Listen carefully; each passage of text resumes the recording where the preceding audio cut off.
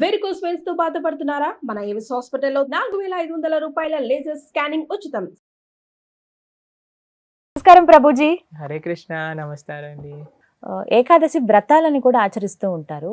ఆ వ్రతాలు ఎలా చేయాలి, చేస్తే ఏమిటి అనేది కూడా చాలా మంది ఒక క్వశ్చన్ అడుగుతూ ఉన్నారు. ఆచరించే విధానం చెప్పండి, అలాగే చేస్తే కలిగేటువంటి ఫలితం ఏమిటి, ఎందుకు చేయాలి అనేది కూడా వివరించండి.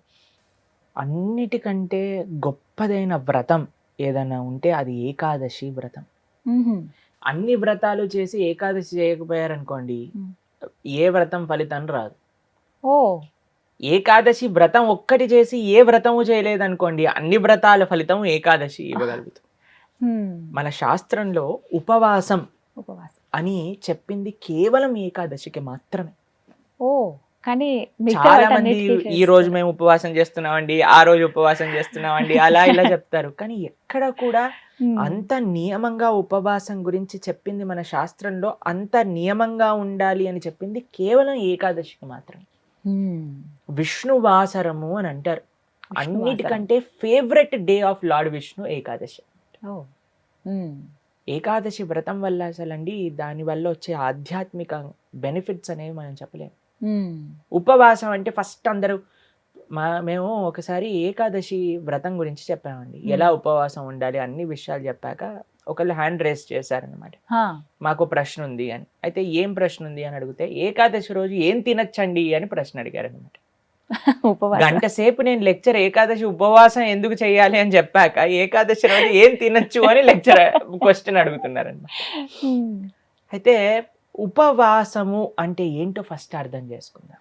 ఉప అంటే దగ్గరగా, వాసం అని అంటే ఉండటం, ఉపవాసం అని అంటే భగవంతుడికి దగ్గరగా ఉండటం. ఏ ఉపవాసానికంటే ఇదే నియమం అండి. చాలా మంది ఏం చేస్తారు తెలుసా అండి, మేము ఈరోజు కటిక ఉపవాసం, నీళ్లు కూడా స్వీకరించట్లేదు అని హ్యాపీగా టీవీ ఆన్ చేసుకొని ఇలా బెడ్ పైన పడుకొని ప్రొద్దున నుంచి రాత్రి రాకే ఏ సీరియల్లో ఏ సినిమాలు చూస్తూ ఉంటారు. అయ్యా లేచి గుడికి రండి అండి, నామం లేదు, శరీరంలో ఓపిక లేదు, నిర్జల వ్రతం ఈరోజు. మనం అండి దేన్నైనా సరే ఎంత మెటీరియలిస్టిక్ గా మార్చే శక్తి మానవుడి దగ్గర ఉందండి. శివరాత్రి రోజు జాగరణ చేయండి అంటే లేట్ నైట్ షోలు వాటిలలో సినిమా థియేటర్లో కూర్చొని జాగరణ చేస్తుంటారు.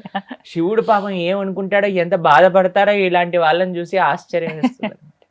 మనం దేన్నైనా సరే ఎలా పాడు చేయొచ్చో అంత, ఎంత ఫాస్ట్ గా మానవ బ్రెయిన్ పనిచేస్తుందంటే అంత పనిచేస్తుంది. ఉపవాసము అని అంటే, ఆ ఉపవాసం చేసే ఏకాదశి రోజు ఏం చెయ్యాలి అని అంటే, ఇంకా మరింత కృష్ణ సేవ, ఇంకా మరింత భగవన్నామం పలకటం. హరే కృష్ణ కృష్ణ కృష్ణ హరే హరే, హరే రామ రామ రామ హరే హరే. మరింత నామం చేసుకోవటం, మరింత భాగవత గీత వీటిని శ్రవణం చేయటం, అధ్యయనం చేయటం. ఇది ఉపవాసం, భగవంతుడు దగ్గరగా ఉండేది. మరి ప్రభుజీ ఉపవాసం అంటే తినకుండా ఎందుకు ఉండాలని చెప్తారు? ఇప్పుడు చూడండి, ప్రొద్దు నుంచి లేవంగానే తిండి గోలే కదండి మనకి. ఏం టిఫిన్ ఏం చేయాలి, దోశలు వేయటం, ఇడ్లీలు వేయటం, అటు వాయిల్ తీయటం, ఇటు చట్నీ చేయటం, ఇటు సాంబార్ చేయటం, పెట్టేయటం. దాని తర్వాత ఇది అయిపోగానే మళ్ళీ లంచ్కి ఏం కావాలి, భోజనం కోసం కూరగాయలు కట్ చేయటం, వంటలు చేయటం, మళ్ళీ తినగానే నిద్ర వస్తుంది, మధ్యాహ్నం పూట పడుకుంటాం, మళ్ళీ సాయంత్రం కావగానే ఇది అది. దాని తర్వాత మళ్ళీ రాత్రి డిన్నర్ ఏంటి, స్విగ్గీ జొమాటో అవి ఇవి, మళ్ళీ కిచెన్ క్లీన్ చేసుకోవడం, తూడ్చుకోవడం, బాసనలు తోముకోవడం, వీటిలలోనే రోజంతా పోతుంది. ఏం చెప్పారంటే, అయ్యా నువ్వు దేవుడికి దగ్గరగా ఉండాలంటే వీటిని కొద్దిగా దూరం పెట్టాలి, అప్పుడే సాధ్యం అవుతుంది. తినకపోయామనుకోండి, కొద్దిగా తగ్గించామనుకోండి, మనకి నిద్ర రాదు అంతగా. ప్లస్ ఇంత పెద్ద తతంగం మొత్తం కూడా ఆఫ్ అయిపోతుంది, ఎంత సమయం మెరిగిపోతుంది. మీరు ఒక్కసారి ప్రయత్నించండి, ఒకరోజు వంట తిండి ఈ రెండు ఆపేస్తే అసలు ఆ రోజు ఏంటి ఇంత పెద్దగా ఉంది మనకి అని అనిపిస్తుంది అనమాట. ఎందుకంటే అంత సమయం మనకు ఉండిపోతుంది. కాబట్టి ఏకాదశి రోజు ఏంటి నియమం, ముఖ్య నియమం ఏంటి అని అంటే, ఎంత వీలైతే అంత భక్తితో ఉండటం, భగవంతుడి యొక్క ఆరాధన చేయటం, ఆలయానికి వెళ్ళడం, వైష్ణవుల సేవ చేసుకోవటం, భగవన్నామాన్ని జపం చేయటం, గీతా భాగవతాలు శ్రవణం చేయటం, సత్సంగంలో ఉండటం. ఇది ఏకాదశి ముఖ్య నియమం. దాని తర్వాత నియమం ఏంటి అని అంటే, ఆహార నియమం పాటించాలి. ఏంటి ఆహార నియమం పాటించాలి అని అంటే, ధాన్యంలో ఏకాదశి రోజు పాప పురుషుడు ఉంటాడు అని చెప్తారనమాట. ధాన్యం అని అంటే రైస్, దాల్, పప్పులు, తర్వాత గోధుమలు, తర్వాత వరి, వీటన్నిటిలో అనమాట. కాబట్టి ఆ రోజు మనం వీటి నుంచి దూరంగా ఉండి మరి మ్మ్. ఏం స్వీకరించవచ్చు మరి ఆ అంటే రోజు- పాలు, పండ్లు.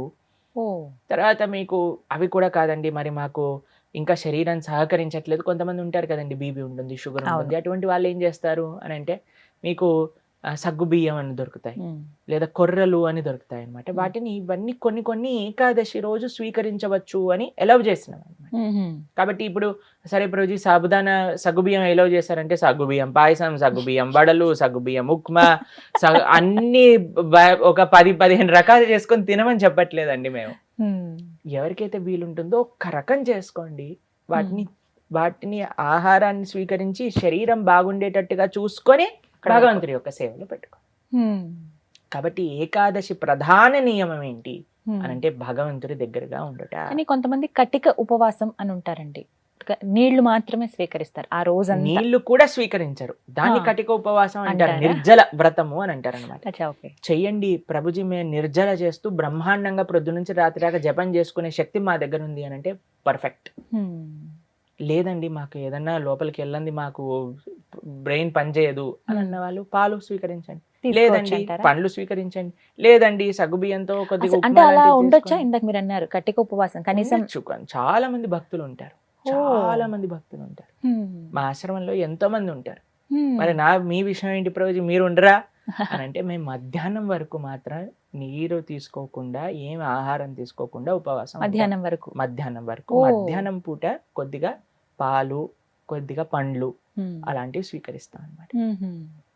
అలా మేము ఏకాదశి ఉపవాసం చేయడానికి ప్రయత్నం చేస్తాం. వ్రతం, ఏకాదశి వ్రతం అంటే ఏ విధంగా? ఉపవాసమే ఆ ఉపవాసమే నిష్టనే వ్రతం అంటారు. ఉహుం. ప్రతి నెలలో 2 ఏకాదశులు వస్తాయి. అవును.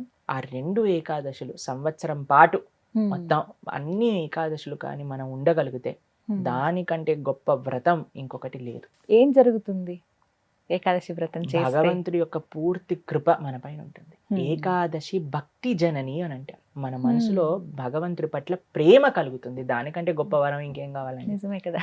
కాబట్టి ఏకాదశి వ్రతం తప్పకుండా చేయాలి. అందరూ కూడా ఆ ఏకాదశి వ్రత మహాత్యాన్ని తెలుసుకోండి, చక్కగా ఏకాదశి వ్రతాన్ని ఆచరించడానికి ప్రయత్నం చేయండి. ఇప్పుడు వైకుంఠ ఏకాదశి చాలా అద్భుతమైన రోజు, మీరు సంకల్పం తీసుకొని ముందుకెళ్ళడానికి. చాలా మంది మమ్మల్ని అడుగుతుంటారు, రోజు మా ఇంట్లో ఎవరో వెళ్ళిపోయారు, లేదా మాకు మైలు ఉంది, అశౌచం ఉంది, మీరు ఎలా ఉన్నా ఏం జరుగుతున్నా ఏకాదశి మాత్రం పాటించవచ్చు, దాంట్లో ఏం ప్రాబ్లం. ఆ రోజు ఖచ్చితంగా ఇవి వింటే బాగుంటుంది, ఇవి పఠిస్తే బాగుంటుంది. భాగవతం వినాలి, భాగవతం చదువుకోవాలి, భగవన్నామం జపం చేయాలి, కీర్తన చేసుకోవాలి, ఆలయానికి వెళ్ళాలి, కృష్ణుడికి తులసితో అర్చన చేయాలి. ఇవన్నీ ఏకాదశికి చాలా మంచి. ఆ రోజున ప్రత్యేకించి ఉత్తర ద్వార దర్శనం ఉంటుంది. అవును, వైకుంఠ ద్వార దర్శనము అని అంటారు. అన్ని ఆలయాలలో మనకి కలుగుతుంది, చక్కగా దర్శనం చేసుకొని. వైకుంఠ ఏకాదశి కాదండి, అన్ని ఏకాదశులకి ఇవే నియమాలు. భగవద్ ఆరాధన, భగవన్నామ జపం, భాగవత స్మరణ, ఇవే అన్ని ఏకాదశి. కాబట్టి తప్పకుండా ప్రతి ఒక్కళ్ళు చేయాల్సిన వ్రతం ఏకాదశి వ్రతం.